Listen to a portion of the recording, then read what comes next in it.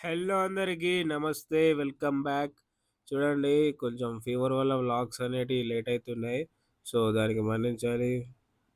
Almost 1 week నుంచి fever వస్తుంది. ఇప్పుడు గూడా కొంచెం కోల్డ్‌తో ఉన్నా. సో, వ్లాగ్ అనేది కొంచెం తడబడతది. అప్పుడప్పుడే తడబడతది. ఇప్పుడు సైడ్ ఉంది కాబట్టి మొత్తం తడబడతది. So, back to the vlog ఏందంటే, ఈ ఏరియాకి గడ్డి క్లీన్ చేయనీకొచ్చేసినాం. ఎందుకంటే, ఇక్కడ డ్రైనేజ్ ఫెసిలిటీ అనేది లేదు. అండ్ రోడ్ ఫెసిలిటీ అనేది గూడా లేదు. సో, వాటర్ స్టోరేజ్ అయిన వాటర్ అనేది మెయిన్ రోడ్‌కు నడిచే తోవ్వకు వస్తున్నాయి. అడవికున్న కొంతమంది కంప్లెయింట్ ఇచ్చిర్రు. ఎందుకంటే, ఈ నడవరాకుండా అయితున్నాయి. వాటరు చేయడం వల్ల ఈ బాత్రూమ్ వాటర్, వేస్టేజ్ వాటర్ మీకు ఐడియా ఉండుంటది. చాలా వరకు డెవలప్ గాని ఏరియాస్‌లలో అలానే ఉంటది.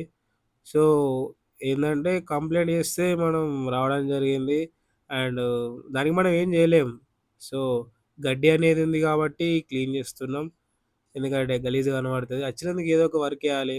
అందుకే గడ్డి ఉంది క్లీన్ చేస్తున్నాం. మీకు కనబడుతుందనుకుంటున్నా. గడ్డి అంతా కొట్టేసిందంతా ఒక దగ్గర కుప్పేసినాం. అక్కడ పనయిపోయింది. మళ్ళీ ఇంకొక దగ్గరికొచ్చేసినాం. ఇది స్కూల్‌కి వెళ్ళే దారి. ఇందులో ప్రాబ్లమ్ ఏందంటే వాటర్ అనేది స్టోరేజ్ అయ్యి స్కూల్ పిల్లలు వచ్చేటప్పుడు, పోయేటప్పుడు వాళ్ళు నడవడానికి ఇబ్బందయితుంది. అండ్ మళ్ళా ఇటు దిక్కు డబుల్ బెడ్‌రూమ్ ఇండ్లు వెళ్ళేవారు గూడా ఉంటారు. వాళ్ళకి గూడా ఇబ్బందయితుంది. అండ్ ఇక్కడ ఒక ప్రైవేట్ స్కూల్ ఉంది. వాళ్ళకి గూడా ఇబ్బందయితుంది.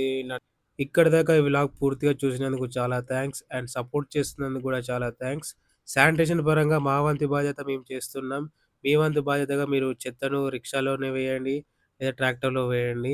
ఆరు బయట మాత్రం వేయకండి.